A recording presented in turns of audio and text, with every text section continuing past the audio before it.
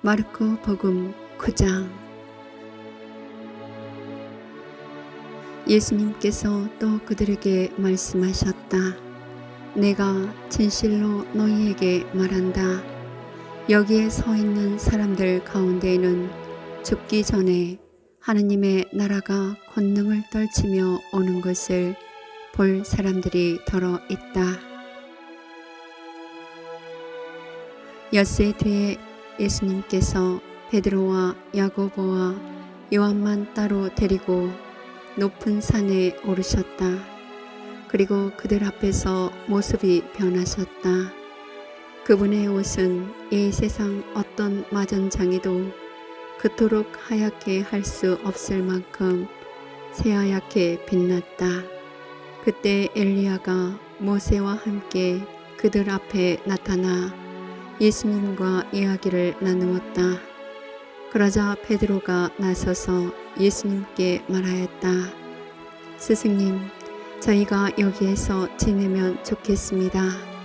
저희가 초막 셋을 지어 하나는 스승님께, 하나는 모세께, 또 하나는 엘리야께 드리겠습니다. 사실 베드로는 무슨 말을 해야 할지 몰랐던 것이다.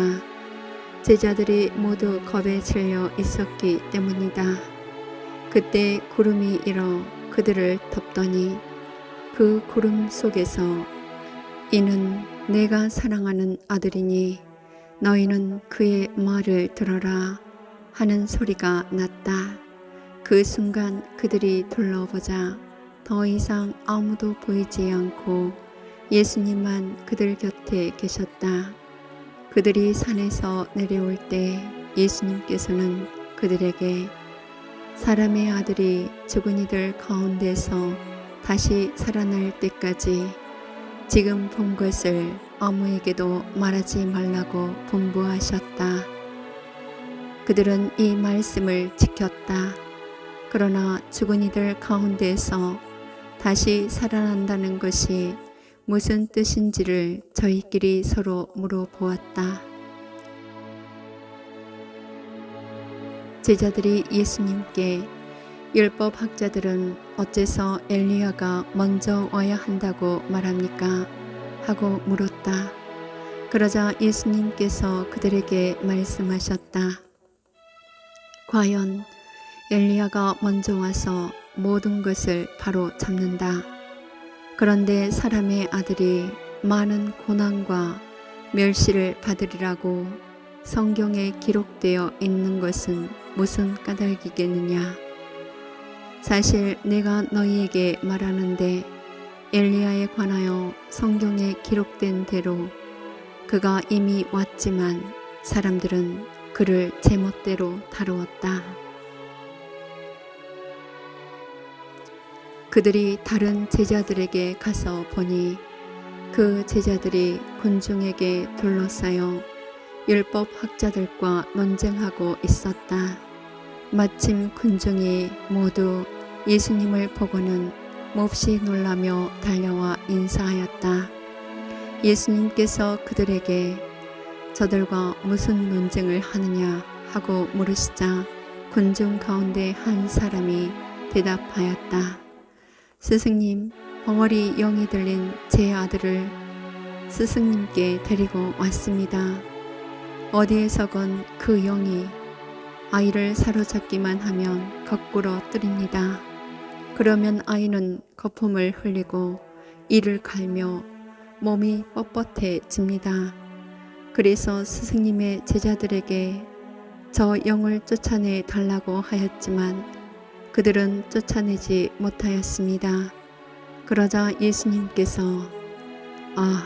믿음이 없는 세대야, 내가 언제까지 너희 곁에 있어야 하느냐? 내가 언제까지 너희를 참아 주어야 한다는 말이냐? 아이를 내게 데려오너라 하고 그들에게 이르셨다. 그래서 사람들이 아이를 예수님께 데려왔다. 그 영은 예수님을 보자 곧바로 아이를 뒤흔들어 댔다. 아이는 땅에 쓰러져 거품을 흘리며 뒹굴었다. 예수님께서 그 아버지에게 아이가 이렇게 된 지 얼마나 되었느냐 하고 물으시자 그가 대답하였다. 어릴 적부터입니다. 저 영이 자주 아이를 죽이려고 불 속으로도 물 속으로도 내던졌습니다. 이제 하실 수 있으면 저희를 가엾이 여겨 도와주십시오. 예수님께서 그에게 하실 수 있으면 이 무슨 말이냐? 믿는 이에게는 모든 것이 가능하다 하고 말씀하시자 아이 아버지가 곧바로 저는 믿습니다. 믿음이 없는 저를 도와주십시오 하고 외쳤다. 예수님께서는 군중이 떼를 지어 달려드는 것을 보시고 더러운 영을 꾸짖으며 말씀하셨다. 벙어리 기머거리 영아, 내가 너에게 명령한다. 그 아이에게서 나가라. 그리고 다시는 그에게 들어가지 마라. 그러자 그 영이 소리를 지르며 아이를 마구 뒤흔들어 놓고 나가니 아이는 죽은 것처럼 되었다. 그래서 사람들이 모두 아이가 죽었구나 하였다. 그러나 예수님께서 아이의 손을 잡아 일으키시니 아이가 일어났다. 그 뒤에 예수님께서 집에 들어가셨을 때 제자들이 그분께 따로 어째서 저희는 그 영을 쫓아내지 못하였습니까? 하고 물었다. 예수님께서는 이렇게 대답하셨다. 그러한 것은 기도가 아니면 다른 어떤 방법으로도 나가게 할 수 없다. 그들이 그곳을 떠나 갈릴레아를 가로질러 갔는데 예수님께서는 누구에게도 알려지는 것을 원하지 않으셨다. 그분께서 사람의 아들은 사람들의 손에 넘겨져 그들 손에 죽을 것이다. 그러나 그는 죽임을 당하였다가 사흘 만에 다시 살아날 것이다. 하시면서 제자들을 가르치고 계셨기 때문이다. 그러나 제자들은 그 말씀을 알아듣지 못하였을 뿐만 아니라 그분께 묻는 것도 두려워하였다. 그들은 가파르나움에 이르렀다.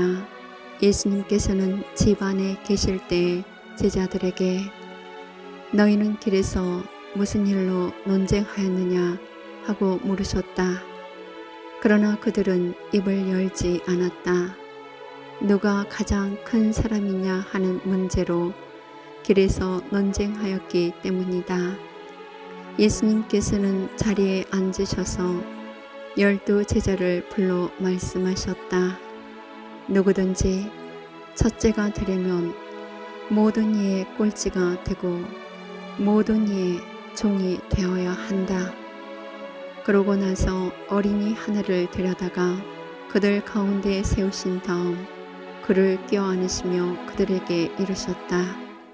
누구든지 이런 어린이 하나를 내 이름으로 받아들이면 나를 받아들이는 것이다. 그리고 나를 받아들이는 사람은 나를 받아들이는 것이 아니라 나를 보내신 분을 받아들이는 것이다. 요한이 예수님께 말하였다. 스승님, 어떤 사람이 스승님의 이름으로 마귀를 쫓아내는 것을 저희가 보았습니다. 그런데 그가 저희를 따르는 사람이 아니므로 저희는 그가 그런 일을 못하게 막아보려고 하였습니다. 그러자 예수님께서 이르셨다. 막지 마라.